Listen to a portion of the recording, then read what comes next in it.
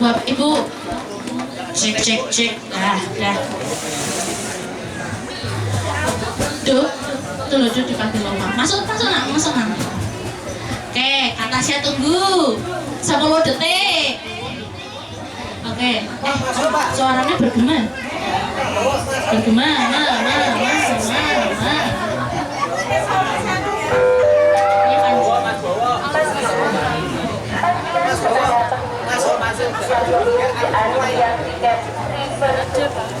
Oke. Aman lagunya? Oke. Shalom Bapak Ibu. Oh sudah, suasananya baru kok masih lemes sih. Apa ini kerotok dulu, kerotok kanan kirinya. Apa belum makan? Makanya nanti.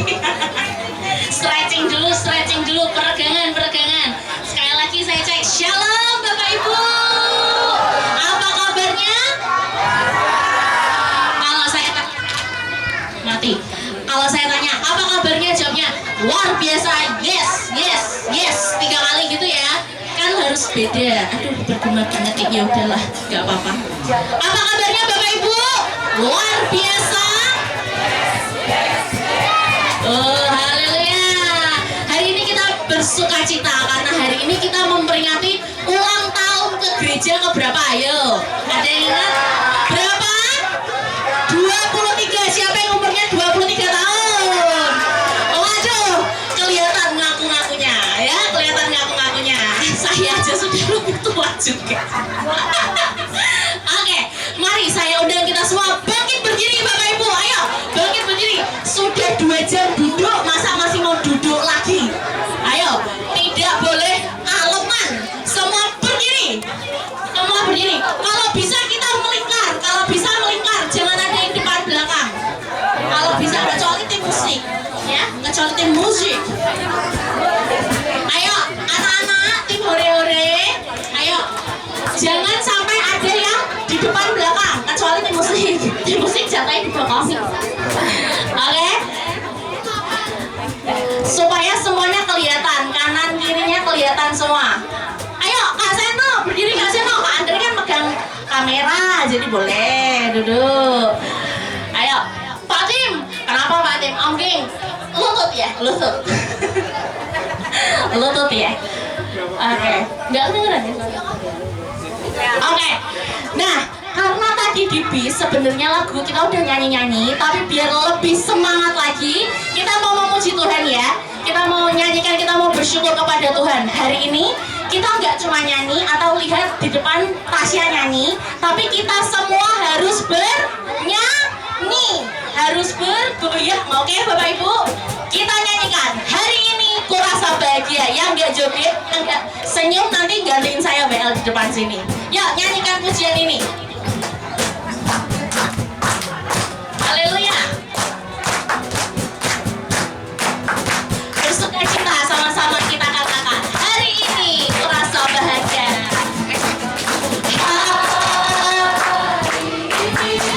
Kurasa bahagia berkumpul bersama.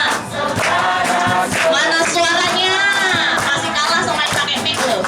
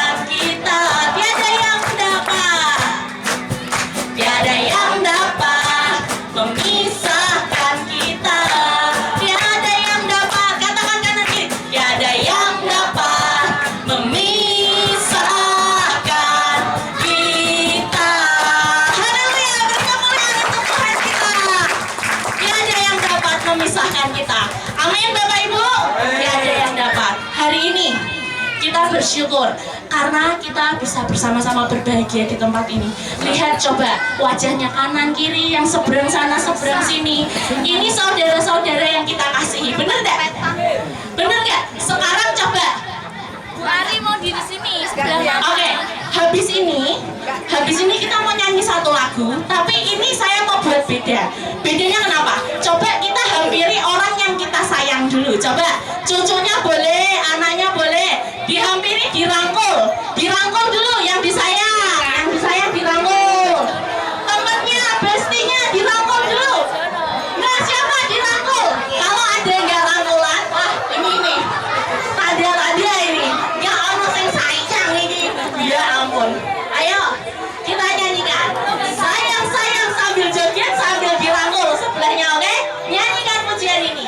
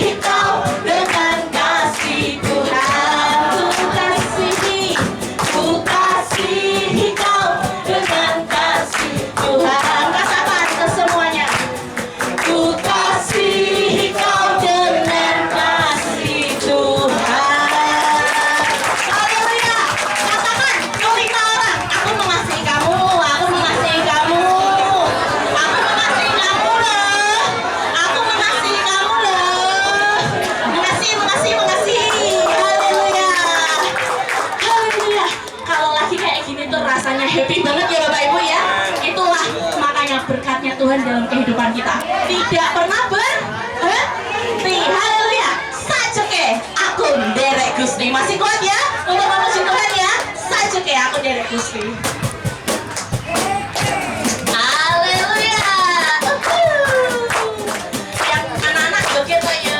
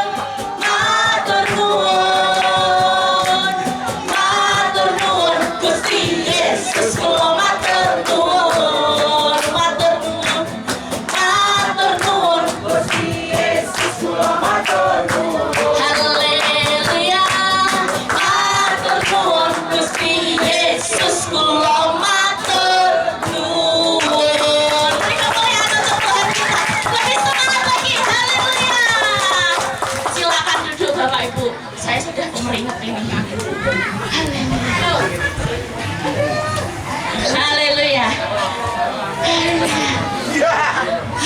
Duduk dulu pelan-pelan.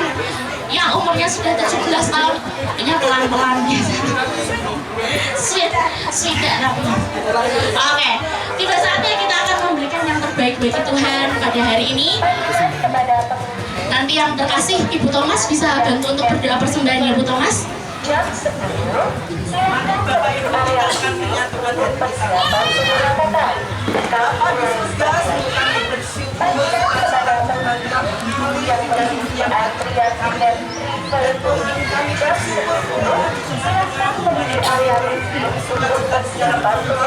kami akan memberikan persembahan kepada Tuhan.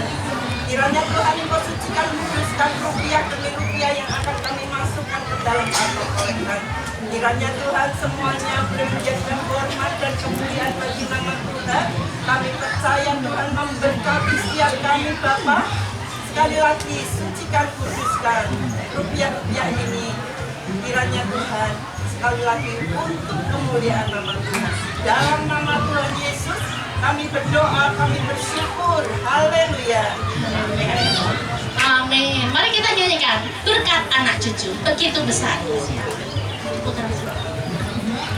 Besar kasih Allah pada kita, diberkatilah anak cucu kita di mana-mana. Tuhan mengubah miskin dan menjadikan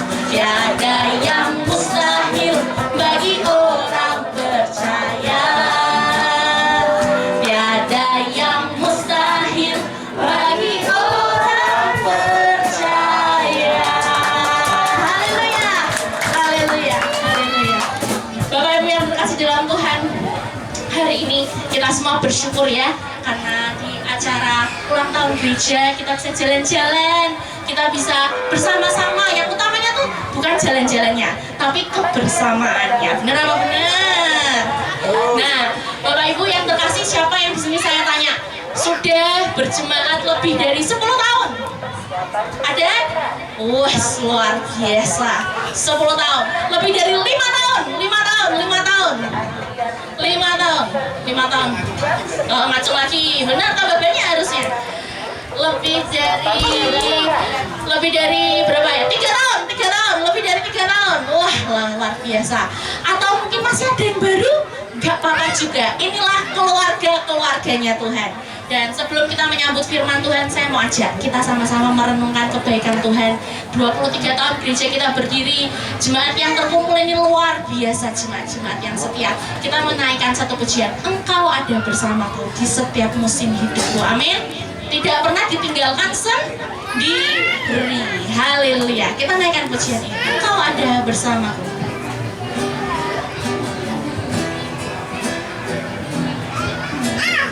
Naikkan pujian ini bersama-sama. Engkau ada bersamaku di setiap musim hidupku. Tak pernah kau biarkan ku sendiri. Katakan, kekuatan di jiwaku Tuhan, kekuatan di jiwaku adalah bersamamu.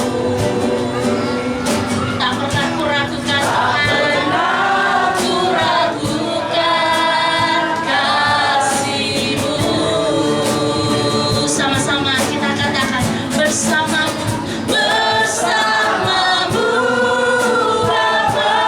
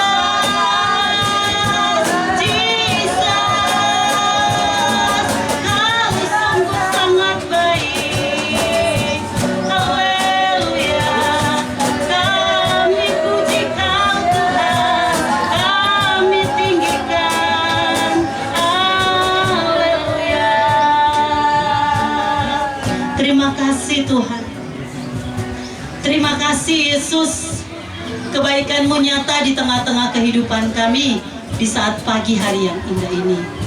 Engkau sudah menuntun perjalanan kami dari Semarang hingga boleh tiba di River Moon Boyolali ini dalam keadaan yang baik. Itu semua berkat yang luar biasa yang sudah kami terima di hari ini. Bahkan Bapak, ketika kami melihat hidup kami dalam perkenanan Tuhan, kami percaya ini bukti bahwa Engkau sungguh sangat mengasihi kehidupan kami. Itulah sebabnya pagi ini Tuhan, sebelum kami mendengarkan firman-Mu Bapa, kami mengundang Kau secara pribadi untuk ada di dalam kehidupan kami, supaya pada saat kami mendengarkan firman-Mu, kami boleh mendengarkan firman-Mu dengan baik. Bahkan di saat-saat kami membaca firman-Mu, hati dan pikiran kami tetap terfokus kepada Tuhan saja, supaya dalam ibadah padang ini kami juga dapat melihat apa yang perlu kami lakukan di dalam perjalanan kehidupan kami dari waktu ke waktu. Hamba yang akan membawakan firman-Mu Bapa, hamba berdoa, pakailah hamba secara khusus, taruh perkataan-Mu di mulut bibir hamba, supaya setiap kata, setiap kalimat yang keluar dari mulut bibir hamba, semua adalah rema yang berasal daripada Tuhan sendiri. Kami percaya Bapa, pagi ini Engkau akan menolong kami, memberikan kemenangan kepada kami, dan akan mengatur langkah-langkah hidup kami selanjutnya untuk semakin dekat kepada Tuhan saja. Terima kasih Bapa, berbicaralah kepada kami siap untuk mendengarkan kebenaran firman Tuhan.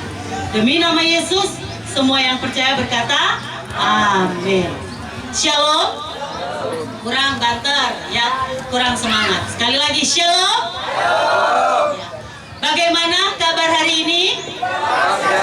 Ya, luar biasa, bukan biasa di luar. Ya, bukan ya. Saya melihat di ulang tahun gereja yang ke-23 ini, khususnya dalam perjalanan kita dari Semarang menuju ke Boyolali ya, saya melihat semuanya sangat enjoy ya, sangat menikmati perjalanan ini. Bahkan tadi di bis kita sempat nyanyi-nyanyi ya, sempat nyanyi-nyanyi. Di situ saya melihat timnya kompak. Ada tim musik yaitu ya yang di depan, kemudian ada WL-nya ya, ada penyanyi-penyanyinya, biduanita yang selama ini kayaknya diam, tapi tadi di bis bisa heboh ya. Kemudian ada juga tim Horex-nya di belakang ya, penyemangatnya itu di belakang banget ya, termasuk saya, Mas Kikit, Tasya, Lisa ya, dan juga ada Janet di situ, Sam ya. Dan saya juga lihat ada tim goyangnya Pak Dasuki, Bu Erni ya, luar biasa. Itu bakat-bakat yang terpendam terlihat, sehingga tadi kami duduk di situ, saya duduk di situ, saya sama Bu Thomas ngomong-ngomong. Ternyata Bu Eni itu suaranya bagus banget ya, bisa mungkin jadi WL untuk kedepannya kalau mau melayani Tuhan. Nah, Bapak Ibu, saudara yang diberkati oleh Tuhan, pada pagi hari ini kita akan bersama-sama mendengarkan bagian firman Tuhan yang sudah dipersiapkan oleh panitia ya. Jauh-jauh hari panitia menjadi tema, dan mereka menemukan temanya di sini adalah root in God atau berakar di dalam Tuhan ya. Jadi di ulang tahun yang ke-23 ini, panitia berharap, bukan cuma panitia tetapi gembala sidang, majelis juga berharap bahwa jemaat GIA Pondok Indraprasta ini menjadi jemaat yang memiliki terobosan yang luar biasa. Jadi tidak stuck begitu-begitu saja, tidak mandek begitu-begitu saja, tetapi menjadi jemaat yang luar biasa di dalam Kristus, di mana kita akan pelajari untuk menjadi jemaat yang luar biasa. Apa yang harus kita lakukan? Kita akan bersama-sama melihat dari Kolose, kitab Kolose, kitab Perjanjian Baru, Kolose pasal yang kedua. Kita akan mengambil dari ayat 6 dan ayat yang ke-7. Karena kalau kita hanya membahas ayat yang ke-7, ya, di situ hanya bicara tentang pesan. Kita mulai dulu dari ayat yang ke-6, ya. Kolose pasal yang kedua, ayat 6 hingga ayat yang ke-7. Yang sudah menemukan bilang amin. Ya, boleh buka Alkitab lewat elektroniknya ya. Dan yang susah untuk membuka, katakan Angel aja deh. Ya. Yuk kita akan baca ya bersama-sama karena hanya 2 ayat. Kita akan baca bersama-sama pada hitungan yang ketiga ya. 1, 2, 3. Kamu telah menerima Kristus Yesus Tuhan kita. Karena itu hendaklah hidupmu tetap di dalam Dia. Hendaklah kamu berakar di dalam Dia dan dibangun di atas Dia. Hendaklah kamu bertambah teguh dalam iman yang telah diajarkan kepadamu, dan hendaklah hatimu melimpah dengan syukur. Katakan amin. Nah, Bapak Ibu, saudara yang kekasih di dalam Tuhan kita Yesus Kristus ya, sebelum kita menggali lebih dalam lagi firman Tuhan di saat pagi hari yang indah ini, perlu kita ketahui bahwa firman Tuhan yaitu Kolose pasal yang kedua ayat 6 sampai ayat yang ke-7 ini ditulis oleh seorang yang bernama Paulus ya. Pada saat itu dia menulis, dia berada di dalam keadaan di mana dia dipenjara pada waktu itu ya. Dan dia menulis pada tahun 62 Masehi ya.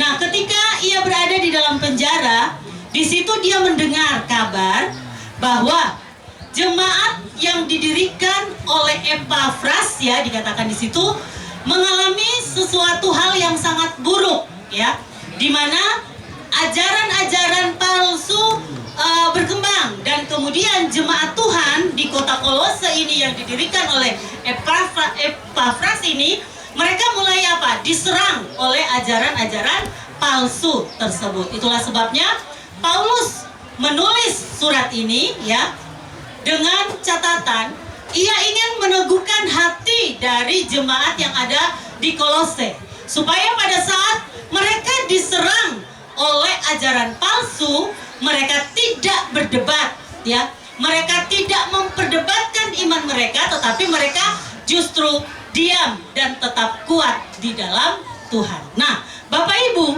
ternyata setelah saya meneliti lebih dalam lagi firman Tuhan saat pagi hari ini, bukan hanya ditujukan untuk jemaat yang ada di Kolose, tetapi pada saat ini ditujukan juga kepada kita semua yang hadir di pagi ini.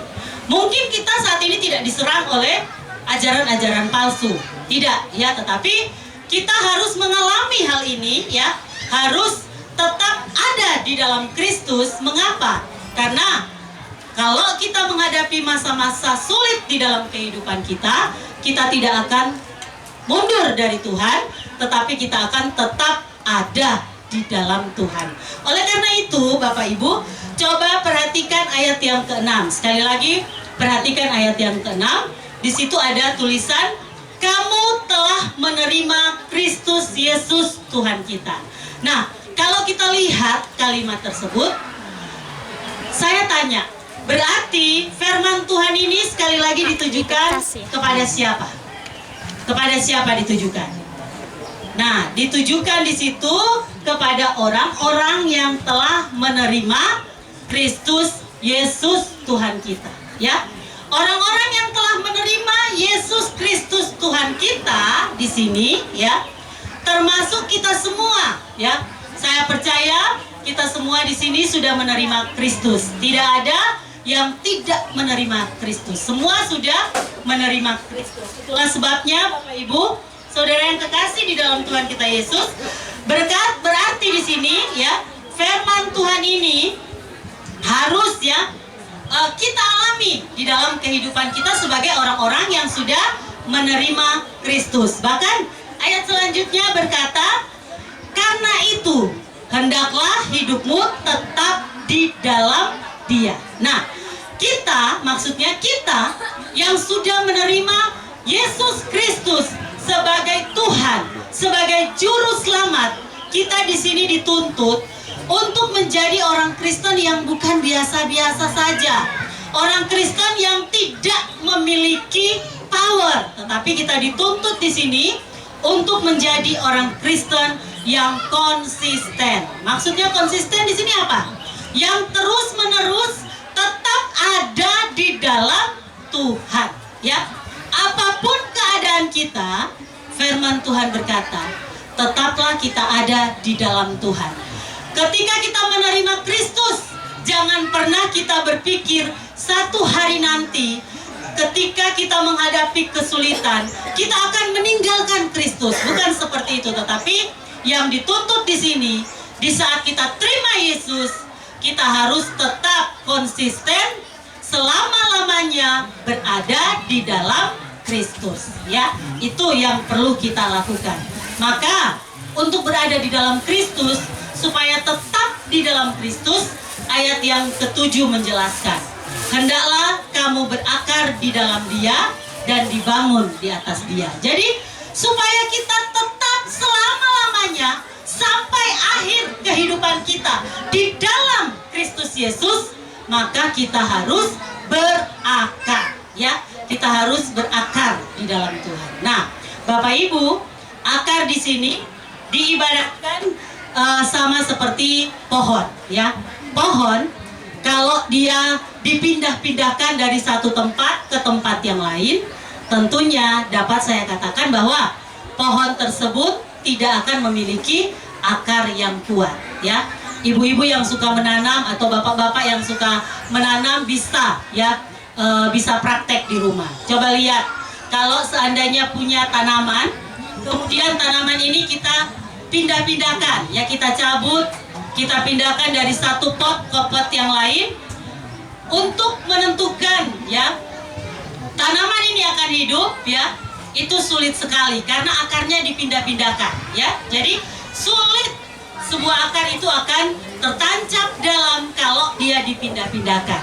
Maka dari itu firman Tuhan berkata, kalau kita ingin kehidupan kita, ya, mengalami terobosan yang luar biasa di dalam Tuhan, maka kita harus berakar di dalam Tuhan. Berarti kita harus apa? Tertancap dalam, ya, jauh ke dalam, di dalam lubuk hatinya Tuhan, ya. Kita harus mengerti apa isi hati Tuhan yang Tuhan mau terjadi di dalam kehidupan kita. Jangan jadi orang Kristen yang sudah terima Yesus, kemudian cukup berhenti, sudah terima Yesus tiap minggu ke gereja. Jangan seperti itu. Tetapi firman Tuhan berkata, konsistenlah, ya. Tetap kita terus maju, melangkah. Untuk apa? Untuk berkembang, ya, supaya kita tumbuh menjadi orang Kristen yang dewasa rohaninya. Nggak dikit-dikit ngambek, ya, kebentur dengan satu masalah, nggak mau lagi ke gereja dan lain-lain sebagainya. Maka dari itu firman Tuhan berkata, hendaklah kita semua berakar di dalam Tuhan. Supaya apa? Supaya kekristenan kita berjalan seirama dengan Tuhan. Bahkan supaya di saat kita dilanda oleh pergumulan yang berat, kita tidak akan meninggalkan Tuhan, tetapi kita akan terus iring Yesus sampai akhir kehidupan kita. Saya melihat Bapak Ibu Saudara yang kekasih di dalam Tuhan kita Yesus Kristus, orang percaya yang tidak berakar di dalam Tuhan, itu nantinya, ya, memiliki iman yang goyah. Ketika mereka diperhadapkan dengan kesulitan, mereka bisa-bisanya goncang dalam kesulitan tersebut. Bahkan ada begitu banyak, ya, pemuda-pemudi, kalau dia tidak berakar di dalam Tuhan, ketika dia mencari pasangan hidup atau ketika dia berpacaran, ya Bapak Ibu Saudara yang kekasih, dia akan memilih, ya, tinggalkan Tuhan cuman karena pasangannya beda agama. Itu berarti tidak berakar di dalam Tuhan. Orang yang berakar di dalam Tuhan, diiming-imingi sesuatu yang kelihatannya enak bagi dunia, dia akan tetap menolak itu karena dia tahu itu hanya sementara saja. Maka harus konsisten di dalam Tuhan. Nah, Bapak Ibu, kalau kita sudah memiliki akar yang tertancap sangat dalam, ya, di dalam Tuhan, mau badai apapun yang datang di dalam kehidupan kita, firman Tuhan berkata, kita tetap akan memilih ikut Yesus keputusanku, ya, ikut Yesus lebih aman dan lebih enak, karena masa depan kelak di dalam kekekalan terjamin, ya, terjamin. Nah, Bapak Ibu, akar itu, bicara tentang akar itu tidak kelihatan, ya. Akar itu tidak kelihatan. Maka dari itu akar di dalam kehidupan orang Kristen itu bicara tentang rohani kita, ya, yang ada di dalam kita, ya, yang ada di dalam kita, yang ada di dalam hati kita. Kalau kita punya iman yang dalam di dalam hati kita, ya, sesuatu yang tidak kelihatan, yang begitu melekat kepada Tuhan, maka kita akan hidup, ya, seirama dengan apa yang Tuhan mau, ya. Kemudian baru kita akan mengalami, ya, dibangun di dalam Dia, ya. Jadi kalau dari dalam kita sudah kuat, ketika kita mulai mengalami pertumbuhan, ya, dibangun di dalam Dia, mengalami pertumbuhan, maka pertumbuhan yang kita alami tersebut juga akan mengalami pertumbuhan yang sangat kokoh. Sehingga suatu pohon pada waktu dalam pertumbuhannya, dia diserang oleh badai angin yang sangat kencang, dia akan teguh berdiri. Demikianlah kehidupan kekristenan kita. Kalau akar kita kuat, ya, karena fungsi akar itu kan selain dia memperkokoh tumbuhan, dan selain dia juga menarik nutrisi di dalam tanah, ya. Nah, fungsi akar di dalam kehidupan orang percaya itu luar biasa, ya, luar biasa. Maka dari itu pagi hari ini, bagaimana supaya kita memiliki